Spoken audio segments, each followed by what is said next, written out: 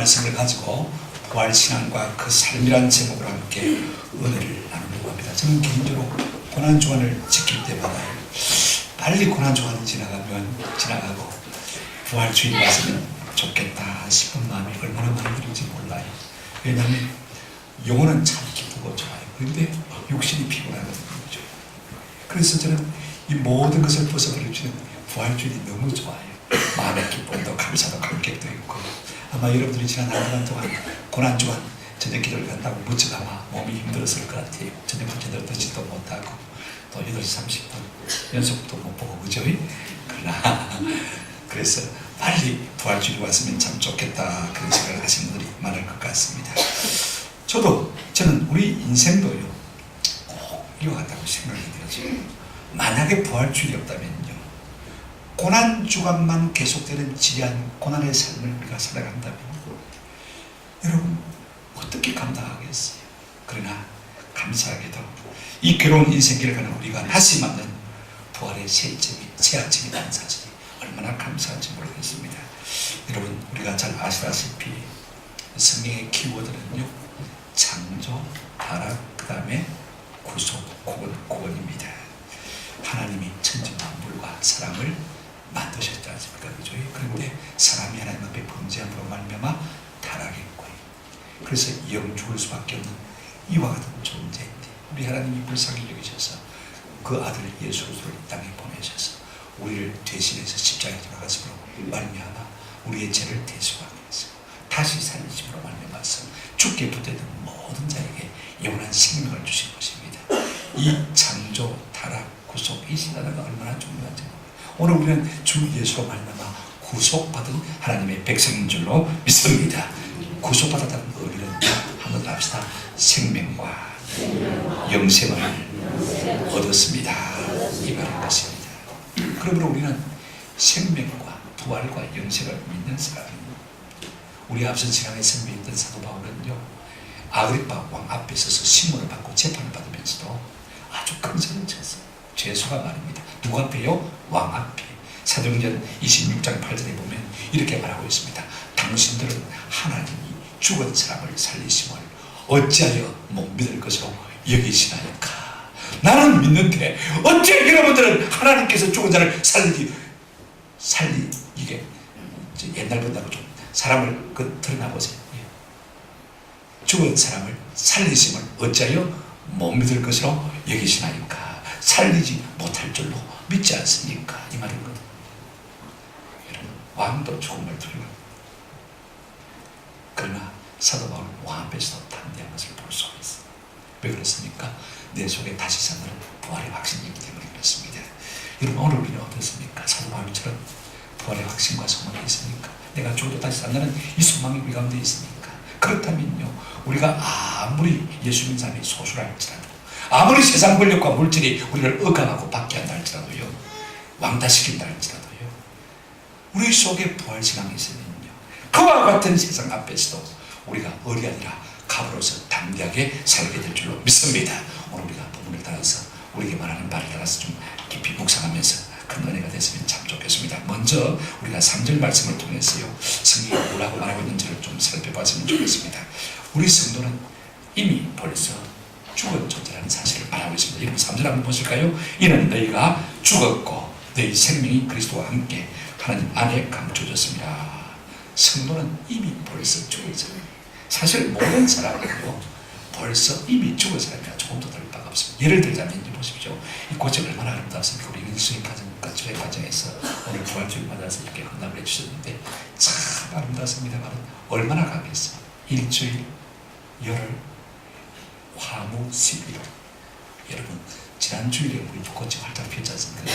이번 주일에 우리가 어떻습니까? 시들해 보이고 참 아쉬운 마음이 우리가 보이지 않습니까? 여러분 아무리 꽃이 아름다워 보이도요 꽃꽃이에요. 꽃꽃이. 그죠? 뿌리를 떠난 생명인 거예요. 그러다가 살았으나 뭐 했습니까? 죽었어요. 우리 인생도 또 마찬가지. 죄로 말미암아 하나님을 떠난 인생은요 산 것 같지만 사실은 죽음을 향해서 달려가고 있는 존재인 것입니다. 왜 그렇습니까? 죄의 삭은 사망이기 때문에 그렇습니다. 그런데 우리 성도는요 조금 그 죽음이 달라요. 미리 자기를 포기한 거예요. 우리의 생명을 예수께 맡긴 사람들인 것입니다. 언제요? 세례 받을 때. 여러분, 세례가 시설세자, 예식자 아닙니까? 단순히 죄만 씻는 예식이 아니에요. 세례 받는다는 것은요, 내가 예수와 함께 죽는다는 것을 의미하는 것이고, 내 생명을 그분께 위임하고 포기한다는 것을 의미하는 것이고, 내 모든 정과 욕심을 다 십자가에 못 박는 것을 의미하는 것입니다. 그러므로 세례는 우리 믿는 사람에게 있어서는요, 옛 사람의 종말이고 새 생명의 시작인 것입니다.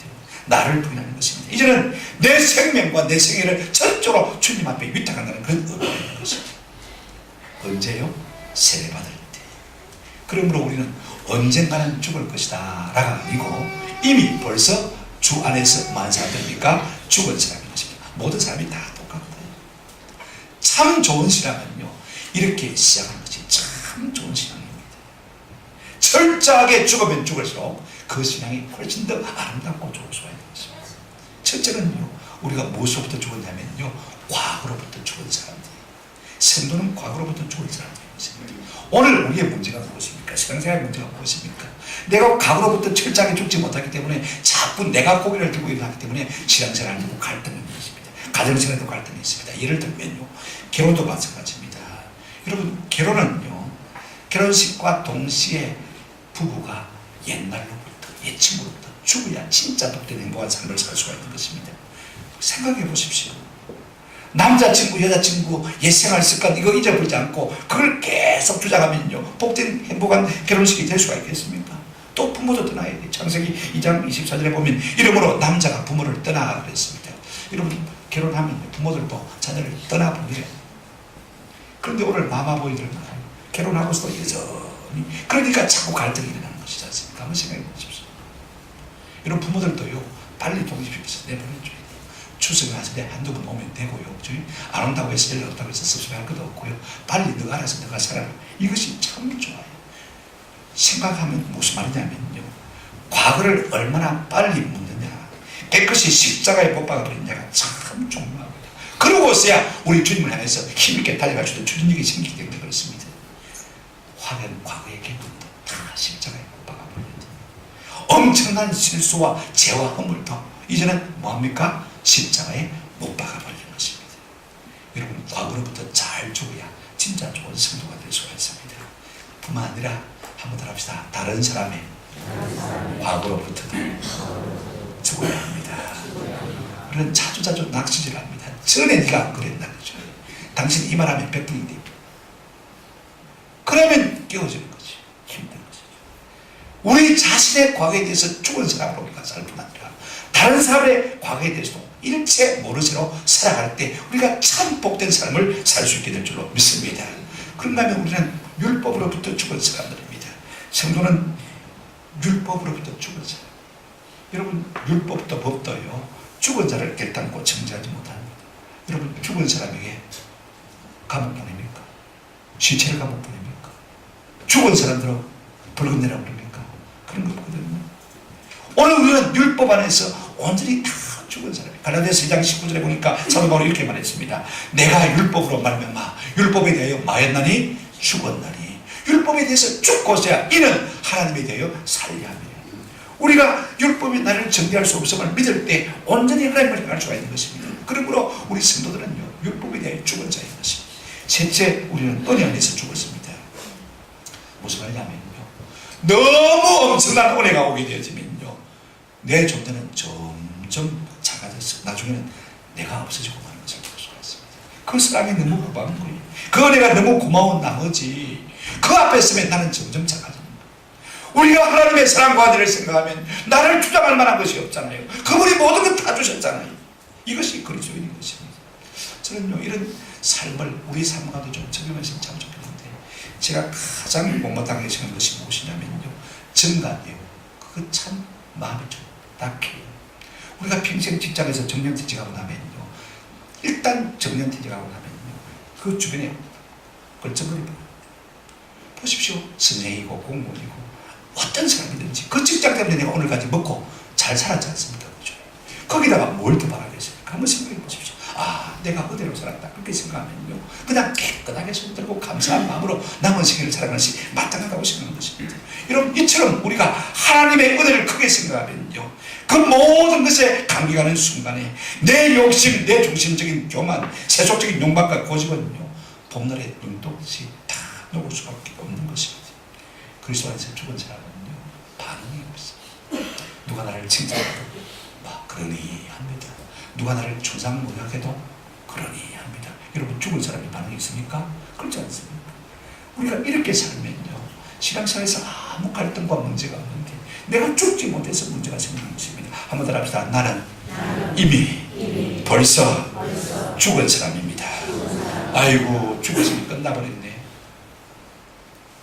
그럼 무슨 재미로 살라고? 오늘 3절 끝에 이런 말씀이 있습니다. 이는 너희가 죽었고 너희 생명이 그리스도와 함께 하나님 안에 감춰졌습니다. 죽었다고 해서 모든 것이 끝난 것이 아닙니다. 소멸된 것이 아닙니다. 이는 우리의 생명이 죽어 없어진 것이나 사라진 것이 아니라고 말하고 있습니다. 소멸된 것이 아니라고 말하고 있습니다. 우리의 이 생명이 그대로 누구 안에요? 예수 그리스도 안에 감춰져 있다. 예수라는 생명 싸개 속에 우리의 생명이 그대로 잘 보존되어 있다. 그렇게 말하고 있습니다. 지금은 예수 생명 속에 깊숙이 감춰져 있지만 언젠가는 다시 드러나게 될 것이다. 이날이 우리에게 속히 이룰 줄로 확실하게 분명하게 이룰 줄로 확실히 믿습니다. 이것이 그리스도인 것입니다. 그렇다면요 예수 생명 싸개 속에 쌓인 생명, 감춰진 생명이 언제 어떻게 왜 나타날까? 우리가 이걸 좀 생각해 볼 필요가 있을 것 같습니다. 여러분 오늘 보면은 죽은 우리가 다시 살 것이라고 말씀하고 있습니다. 4절 한번 같이 읽어보십시다. 시작. 우리 생명이신 그리스도께서 나타나실 그때에 너희도 그와 함께 영광 중에 나타나리라. 조금 바꿔서 읽겠습니다. 우리 생명이신 그리스도께서 다시 살아나실 그때에 너희도 그와 함께 영광 중에 다시 살아나리라. 할렐루야. 이해가 되십니까? 여러분 우리의 감춰진 이 생명이요 예수 그리스도께서 다시 살아나실 그때 우리도 다시 살게 된다라고 말씀하고 있습니다. 마치 봄이 오면 저 외화도 말입니다. 산수유도 진달래도 열애도 벚꽃도 목련도 저 고목과 같은 메마른 가지에서 아름다운 꽃을 피우듯이 말입니다. 그렇게 생명이 화사하게 피어날 것이라고 말씀하고 있는 것을 볼 수가 있습니다. 저는 이 생명이 우리에게 반드시 속해 있다고 믿습니다. 그런데 언제 나타납니까? 보십시오. 언제 죽어도 우리가 다시 사는 것입니까? 그 깊숙이 예수 생명 속에 감춰진 생명이 언제 드러날 것입니까? 4절 보십시오. 우리의 생명이신 그리스도께서 나타나실 언제요? 그때 너희도 그와 함께 영광 중에 말이라 나타나리라. 아멘. 우리 주님 부활 생명 그 영광 가지고 우리 가운데 임하실 그때 우리도 다시 살아서 주님을 맡게 될 것이다 라고 말씀하고 있습니다. 저는 여러분들이 부활주의를 맞이할 때마다 고린도전서 15장을 묵상하시면요 참 힘이 날 줄 겁니다. 저는 개인적으로 항상 마치 고린도전서 15장을 읽으면요 가슴이 다시 빵빵합니다. 다시 간이 살아납니다. 여러분 원비디 바꿔서 먹으면 어떻습니까? 죽어가다가도 팔팔 살아나가. 저는요 지금 죽고 나서 급비도 원비디도 바꿔서 안 먹습니다. 왜냐하면 피곤한 간이 살아나가지고요 발탁거리고 밤에 되도 잠이 안 와요. 일을 하고 싶고요. 여러분 고린도전서 15장을 읽으면 우리의 삶에 이와 같은 놀라운 일들이 일어나게 될 줄 믿습니다. 자 15장 다 읽을 수 없고 51절부터 54절까지 제가 읽어드리겠습니다. 제가 읽을 때 여러분 한번 보시기 바랍니다.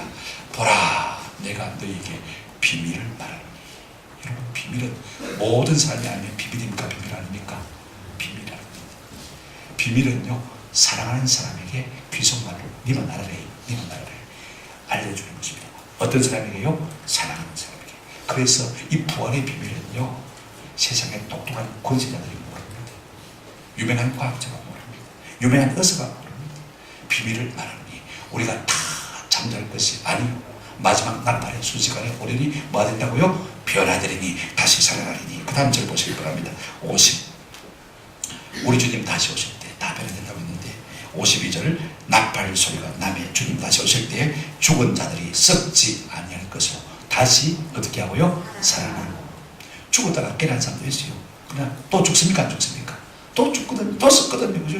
그런데 우리가 주님 오실 그때 우리의 부활은요 다 다시 썩지 않을 것으로 어떻게 하고요? 살아나고 우리도 주와 같이 어떻게 된다고요? 변화되리라. 할렐루야. 53절 이 썩을 것이 반드시 썩지 아니함을 믿겠고 시체가 안 썩습니까? 썩습니다. 그런데 그때 다시 일어나는 우리 부활의 새 생명은요 다시는 썩지 아니할 것으로 있겠고 이 죽을 것이 죽지 아니함을 말이로다 이버리로다. 우리 예수님 십자가에 달리셨을 때 많은 사람이 다시 살아났습니다. 그러나 그들도 역시 죽어가는 것을 볼 수가 있습니다. 그러나 우리 주님 다시 오실 때 우리 주님이 우리 가운데 생명을 나타내실 그때는요 다시는 썩지 않는 몸으로 죽지 않는 몸으로 변화될 줄로 믿습니다. 54절에 이 썩을 것이 썩지 않음을 입고 이 죽을 것이 죽지 않음을 입을 때에는 사망을 삼키고 이기라고 기록한 말씀이 이루어지다. 아멘. 여러분 이 얼마나 확실하고 영광스러운 소망입니까? 저는 이 은혜가 우리 가운데 있기를 주님의 이름으로 축원합니다.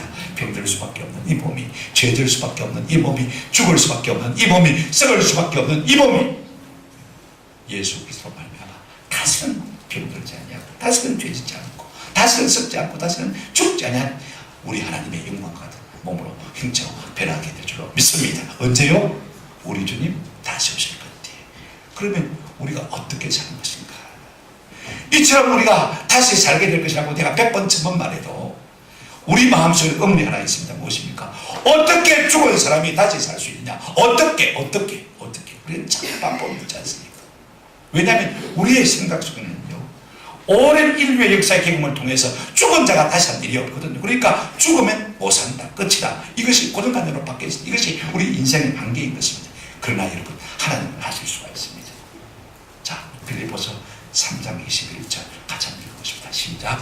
그는 만물을 자기에게 복종하게 하시는 자의 역사로서 우리의 낮은 몸을 자기의 영광의 몸의 형체와 같이 변하게 하시리라. 할렐루야. 여러분 얼마나 소망이 넘치는 말씀입니까? 한번 생각해 보십시오. 하나님은 어떻게 우리의 죽은 몸을 다시 살릴 수가 있습니까? 보십시오. 만물을 자기에게 뭐하게 하실 수 있는 자의 역사로요? 복종하게 하실 수 있는 자의 역사. 우리 인간은요 원소 기호를 발견해 놓고 대단하다고 자화자찬합니다. 그러나 우리 하나님은 그 원소를 뭐 하신 분입니까? 만드신 하나님이신 줄로 믿습니다. 오늘도 생명과학자들은요 우리가 가지고 있는 이 씨앗들을 만들 수가 있습니다. 자 보십시오. 씨앗은 질소, 수소, 탄소, 탄수화물 이게 적당한 비율로 배합되어 있는 것입니다. 그래서 지금도 많은 과학자들은요 이 씨앗을 그대로 만들어낼 수가 있어요. 그 성분 그대로 만들어낼 수가 있습니다. 그런데 땅에 심었어요. 사기 날까요? 안 납니다. 그대로 썩어버리는 것을 볼 수가 있습니다. 왜 그렇습니까? 그 속에 생명이 있습니까? 없습니까? 없기 때문에 그렇습니다. 여러분 생명은 어디 있는 것입니까? 성경에 보면 어디 있다고 했습니까? 3절 끝에 보시면요 너희 생명이 그리스도와 함께 하나님 어디에요? 안에 감추어졌습니다. 씨앗이 있다고 해서 상승을 띄울 수 있는데 그 생명은 누가 주시는 것입니까? 하나님이 주시는 것. 생명은 하나님 손에 있기 때문에 그 생명은 하나님이 좌지우지할 수 있는 것입니다. 하나님이 마음대로 하실 수 있는 것. 여러분 생각해 보십시오. 이 우리의 생명의 씨앗이 하나님의 손바닥에 딱 있습니다. 그죠? 딱 감추고 있습니다. 그죠? 감추고 있습니다. 그러면 생명이 드러나지 않잖아요. 그죠? 그런데 이걸 펴시면 어떻게 됩니까? 생명이 드러나잖아요. 그죠? 여러분 우리의 죽을 생명 이 생명을 살리는 것은요 하나님에게서는 마치 손바닥 펴기보다 쉬운 것입니다. 할렐루야. 우리에게는 없는 개념이라도 하나님은 손바닥만 펴시면 그 생명이 드러납니까? 드러나는 거예요. 우리 하나님께서는 이처럼 쉬운 것이 부활인 것입니다. 전능자의 역사로 우리를 다시 살게 하실 것이다. 요한복음 10장 28절 29절 우리 예수님 이렇게 말씀하셨습니다. 내가 그들에게 영생을 주노니 영원히 멸망하지 아니할 것이요 또 그들은 내 손에서 말자가 없으리라 빼앗을 자가 없으리라. 우리의 생명이 누구 손에 있습니까? 하나님 손에 있습니까? 하나님이 꽉 쥐고 있으면 뺏어갈 수 있습니까? 없습니까? 그 다음 절 보십시오. 29절 그들을 주신 내 아버지는 만물보다 크시니 아무도 아버지의 손에서 말 수 없다고요? 빼앗을 수 없다. 하나님이 우리의 생명을 쥐고 꽉 쥐고 있으면 어떤 것이 우리의 생명을 뺏어갈 수 있습니까? 할렐루야. 우리의 생명이 어디 있다고요? 하나님의 손에 있는 것이. 하나님이 펴시면 우리의 생명이 나타나게 될 줄로 믿습니다. 그래서 우리의 생명이시대 주님은 이 땅에 계시는 동안에 회당장 야이로의 딸을 살리신 것을 볼 수가 있습니다. 달리다 쿵 하니까 그 12살 먹은 반장 죽은 그 손녀가 다시 일어났습니다. 우리 주님께서 이제 상례가 나가는 한 과부의 아들 아닙니까? 나인성 과부의 아들인데 그 상례의 손을 대시고 멈추라 하시고 청년아 일어나라 하시니까요, 그 상례가 그 관이요 그 청년을 붙들어 둘 수가 없었습니다. 사망이 그를 붙들어 둘 수 없고 그 청년이 일어나 먹고 말도 하는 놀라운 역사가 일어나게 된 줄로 믿습니다. 여러분 보십시오. 더 나아가서는요, 이 나사로 아마 중년쯤 되었을 거예요. 죽었습니다. 나흘이 지나서 무덤에 장사를 했습니다. 우리 주님 그 무덤 앞에 가셔서 말씀하셨습니다. 한번 더 합시다. 나사로야 나오느라. 무덤이 그를 잡아둘 수가 없었습니다. 사망이 그를 가둬둘 수 없어서 그가 일어나서 나온 것을 우리가 볼 수 있습니다. 할렐루야. 여러분, 그러므로 생명의 주관자이신 예수님이 생명을 살리는 것은요, 손바닥을 쥐었다 펴는 것처럼 쉬운 것입니다. 이와 같은 권세로 우리를 다시 살리실 줄로 믿습니다. 그렇다면 우리의 생명이 어디에 있습니까? 우리의 생명이 어디 있을 때 가장 안전한 것입니까? 한번 합시다. 우리 주 예수 그리스도 그분의 생명싸개 속에 있습니다. 염려하지 마세요. 세상이 아무리 미친 듯이 덤벼들어도요, 아무리 질병이 흉흉해도 우리의 생명이 예수 그리스도 손 안에, 손바닥 안에 생명 속에 있단 말입니다. 생명싸개 속에 있다는 말입니다. 여러분, 미천한 아비가일도 다윗을 만나서 이 사실을 고백했어요. 사무엘상 25장 21절에 보니까 이렇게 말하고 있습니다. 지금 아비가일이 다윗 앞에 엎드려서 절을 하면서 이와 같은 말로 말하는 것을 볼 수가 있습니다. 사람이 일어나서 내 주를 다윗을 쫓아 내 주의 생명을, 다윗의 생명을 찾을지라도 내 주의 생명, 다윗의 생명은 내 주의 하나님 여호와와 함께 어디에요? 생명싸개 속에서 있는 것이요. 이게 생명싸개란 말이 여기밖에 안 나와요. 저는 얼마나 이 말씀이 참 좋은지 몰라요. 여러분, 우리의 생명이 어디에 있다고요? 하나님의 손에 생명싸개 속에 쌓여있는 줄로 믿으시기를 축원합니다. 염려할 것 없잖아요. 그분이 마지막 날에 손을 펴시면 우리가 다 살게 되는 것입니다. 그렇다면 한 가지 의문이 있습니다. 말하고 죽은 자를 살리십니까? 안 죽고 있으면 되죠. 한번 생각해 보십시오. 왜 다시 살리시냐? 왜 우리가 다시 부활해야 되냐?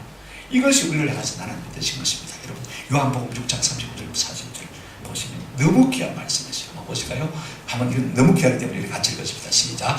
나를 보내시기에 뜻을 내게 주신 자 중에서 내가 하나도 잃어버리지 아니하고 마지막 날에 다시 살리는 이것입니다. 우리 하나님의 뜻은요, 우리 주께 있다 붙어있는 모든 사람이 한 사람도 멸하지 않고 마지막 날에 많은 것이라고요? 다시 살리는 것이다. 39절 보시기 바랍니다. 다 같이 시작. 40절. 내 아버지의 뜻은 아들을 보고 믿는 자마다 영생을 얻는 이것이니 마지막 날에 내가 다시 살리리라 하시니라. 하나님의 뜻은 아들을 보고 믿는 자마다 무엇을 얻는다고요? 영생을 얻는 이것이니 마지막 날에 내가 이를 다시 어떻게 하겠다고요? 살리리라. 얼마나 감사합니다. 여러분, 우리가 다시 사는 것, 부활이 없다면요, 그야말로 우리가 생각하듯이 죽으면 모든 것이 끝난다고 생각한다면요, 무엇 때문에 우리의 마음속에 영원 불명을 사모하는 마음이 있는 것입니다. 다시 사는 것이 없다면 그런 마음도 없어야 되죠. 아멘. 왜 하나님께서 이 마음의 씨앗을 우리 가운데 심어주신 거죠? 우리는 잘 몰라도 영원한 생명이 우리 가운데 있기 때문에 영혼을 사모하는 마음을 주신 거예요. 여러분, 우리가 죽어 끝나버린다면 무엇 때문에 마귀가 그렇게 발악을 하면서 우리를 자꾸 미워가는 것입니까? 애당에 자기 졸병을 만들려고 하는 것입니까? 생각해 보십시오. 죽어 끝나버리는데, 지옥 가버리면 끝나는데 무엇 때문에 마귀가 우리를 지옥 보내려고 그렇게 발버둥치는 것입니까? 죽어 끝나버린다면, 지옥 가버린다면 그것으로 끝나버립니다. 거꾸로 한번 여러분 생각해 보시기 바랍니다. 제가 어제 기도하는데 하나님께서 이 말씀을 개우쳐 주셔서 거꾸로 증명을 해 보여주셨어요. 봐라, 한번 생각해봐. 우리가 죽음으로 끝나버린다면 무엇 때문에 하나님의 아들이신 예수님이 이 땅에 오시고, 무엇 때문에 십자가에 죽으시고, 무엇 때문에 다시 살아나야 되는 것입니까? 생각해 보십시오. 죽으면 끝나버리는데 뭐 하려고 하나님 아들을 보내주셔가지고 십자가에 죽게 만드시고 다시 살아나게 해가지고 뭘 그렇게 번거롭게 하시는 것입니다. 더 놀라운 것은요, 죽어 끝나버린 다음에 한번 더 합시다. 천국이 무엇 때문에 존재하는 것입니까? 끝나버리는데 무엇 때문에 천국이 있어야 되는 것입니까? 더 놀라운 것 하나 있습니다. 한번 더 합시다. 끝나버린다면 무엇 때문에 하나님이 존재합니까? 여러분, 우리가 하나님이 존재하고 천국인 거 알죠? 예수님이 우리를 위해서 이 땅에 구주로 오신 거 알지 않습니까? 그죠? 그 다음에 마귀가 있다는 거 알고 있지 않습니까? 그죠? 그 다음에 우리 마음속에 영혼을 삼아놓은 본향을 삼아놓은 마음이 있습니까? 없습니까? 본능적으로 다 있습니다. 이것들이 있을 필요가 없다면 죽었거든요. 오늘 우리는 그래서 우리가 다시 살아야 된다는 사실을 깨달은 은혜가 있기를 주의 이름으로 축원합니다.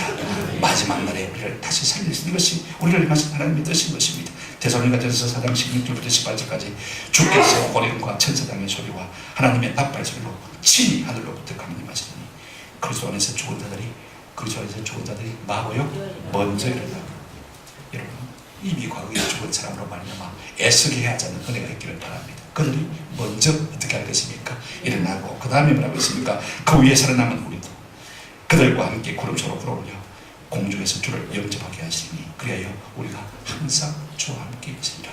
그 다음 절, 그러므로 이런 말로 서로 위로하라. 저는 이 말이 참 좋아요. 17절 끝에 그리하여 우리가 항상 뭐와? 주와 함께 있으리라. 그 다음에 18절, 그러므로 이런 말로 서로 위로하라. 할렐루야. 오늘 이 위로가, 이 불안의 위로가 우리 가운데 좀 넘쳤으면 좋겠습니다. 마지막으로요, 그렇다면 우리 부활을 소망하고 사는 성도는 이 땅을 살면서 어떻게 살아야 될 것인가? 이제 1절 2절로 우리 한번 돌아가겠습니다. 자, 이미 우리가 죽고 예수로 말미암아 다시 살게 될 이 산 소망을 가진 사람들은 이 땅을 살면서 어떤 마음의 자세와 각오로 살아야 되느냐? 자, 거꾸로 1절 2절 돌아가십니다. 같이 한번 읽어보십니다. 시작. 그러므로 너희가 그리스도와 함께 살리심을 받았으며 위의 것을 찾아야 거기는 그리스도께서 하나님 우편에 앉아 계시느니라. 2절, 위의 것을 생각하고 땅의 것을 생각하지 말라. 여러분, 성경이 이렇게 말하고 있습니다. 우리 마음속에 참 부활의 확신이 있다면요, 적극적으로 한 가지 해야 될 것은 무엇이냐면 위의 것을 생각하는 것이고, 소극적으로 우리가 하지 말아야 될 것이 있다면 땅의 것을 생각하지 말라 하는 것입니다. 먼저 우리가 적극적으로 위의 것을 생각하는 이 말씀을 좀 생각해 보십시다.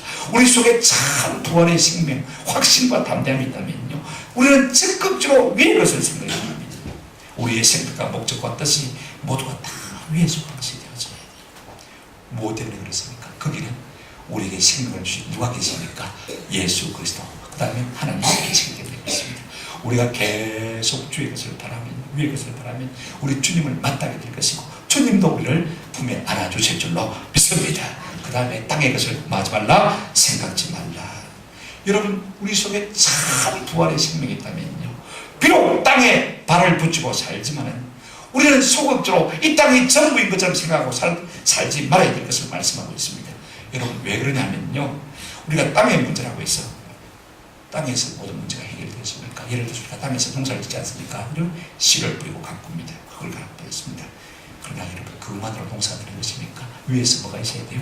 햇빛을 비춰줘야 되고, 위에서 비도 줘야 되고, 공중에서 바람도 적당하게 불어줘야 되는 것입니다. 그래야 땅의 곡식이 자라주는 것입니다. 그러니 여러분, 이 땅의 문제라고 해서 땅에만 집중해서 결단한 거 아닙니다. 부부관계도 마찬가지입니다. 부부 사이 관계가 나쁩니다. 그럼 땅의 문제니까 우리끼리 얘기하면 될 수 있습니까? 절대로 우리끼리 얘기하면 될 수 없습니다. 우리가 하나님을 떠났으니까 하나님의 은혜를 구할 때 하나님께서 우리에게 은혜를 주시면요, 금방 삐졌다가도 씻고 돌아서서 함께 살 수 있는 은혜가 있는 거 한번 생각해 보십시오. 어떤 사람과 관계도 마찬가지입니다. 무슨 일도 마찬가지입니다. 오늘 우리가 하나님 앞에 떠났기 때문에 이 문제들이 생기는 것입니다. 그러므로요, 모든 복잡하다는 어떤 문제를 할지라도 땅의 것으로만 생각하면 안 돼요. 하늘과 연관이 되어 있다. 이것 여러분 꼭 기억하시기 바랍니다. 그러므로 땅의 것만 사랑하는 사람은요, 땅의 것도 받지 못하고 하늘의 것도 받지 못할 수밖에 없는 것입니다. 그렇다면 땅에 속한 것이 무엇입니까? 우리가 읽지 않았습니다만 5절 한번 같이 보시기 바랍니다. 한번 읽어보시고 시작. 그러므로 땅에 있는 지체를 죽이라. 곧 음란과 부정과 사욕과 악한 정욕과 당신이 무상 수행이라. 여러분, 사람은 무엇을 생각하느냐가 바로 그 사람입니다. 무엇을 바라보고 무엇을 추구하며 무엇을 생각하느냐가 참 중요합니다. 말로만 부활을 믿는다고 하는 사람은 여러분 참 부활을 믿는 사람이 아닙니다. 반드시 부활을 믿는 사람은요, 그 부활에 합당한 삶이 있다라고 되어 있어요. 땅의 것이 전부가 아니라 하늘의 것을 날마다 추구하는 삶을 살게 될 줄로 믿습니다. 여러분, 우리가 이 부활의 소망이 확실하면 확실할수록 온 세상 사람이 쫓는 모든 것에서부터 우리가 용기 있게 돌아설 수 있는 용기가 생기는 것입니다. 그리고 오직 예수 그리스도 그분을 담게 할 수 있는 것입니다. 하나님께서 제게 은혜를 주셨어요. 이번 주에도 또 제가 것을 제목을 하나 주셨어요. 한번 더 합시다. 행복을 넘어 거룩함으로. 짐 콜린스라는 유명한 경영학자가요, 굿 투 그레이트라는 책을 썼어요. 단순히 좋은 것에서 위대함으로 베스트셀러를 쳤어요. 그렇다. 우리가 세상 사람들이 다 쫓는 이 행복, 이것만 쫓는다면요, 우리는 땅에 속아서 조금도 다를 바가 없어요. 행복함을 넘어서 한번 더 합시다. 거룩함을 쫓는 성도가 되십시다. 하늘의 것을 바라보는 우리가 있기를 주의 이름으로 축원합니다. 말씀을 맺습니다. 한 이야기를 하고 마치려고 합니다.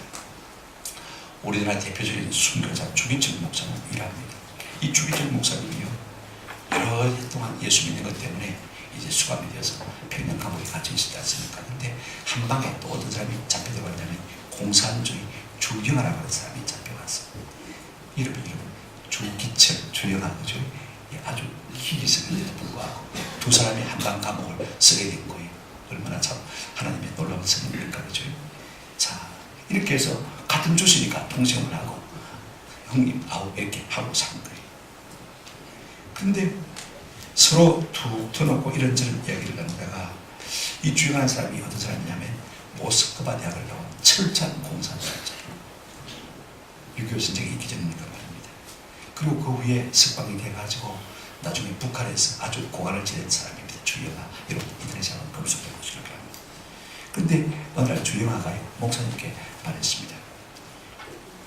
목사님, 내가 목사님을 먼저 만났더라면 절대로 예수자기가 되지 공산주의가 안 됐을 것입니다. 내가 공산주의가 되기 전에 형님을 만났더라면 나는 예수자기가 되었을 것입니다. 그 말을 한 것입니다. 아마 주기철 목사님께 상당히 감화를 받은 모양이에요.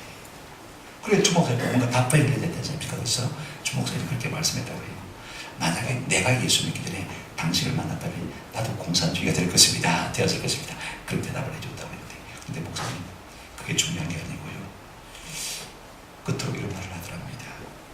나는 공산주의자로서 이 땅의 평등을 이루고 이 땅의 자유를 이루고 모든 사람이 잘 사는 사회를 만들고자 애를 쓰지만 제가 스스로 놀란 것은 사람이 죽으면 그것으로 모든 것이 끝난다는 사실입니다.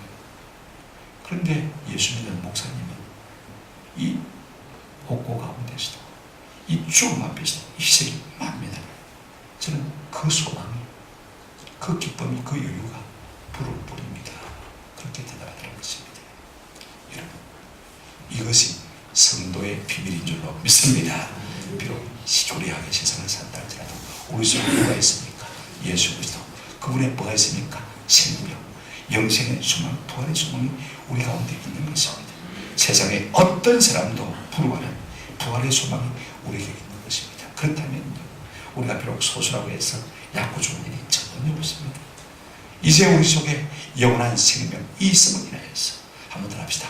뽐내며 자라가며 사십시다. 봄 돌아오니까 겨울에 항상 저 도로 앞에 여러분 벚꽃이 10,000가지 꽃을 피우지 않습니까? 10,000개. 여러분, 우리도 그와 같은 부활의 아침이 오게 될 줄로 믿습니다. 이 아침을 사모하시는 저와 여러분 되시기를 주의 이름으로 축원합니다. 아멘.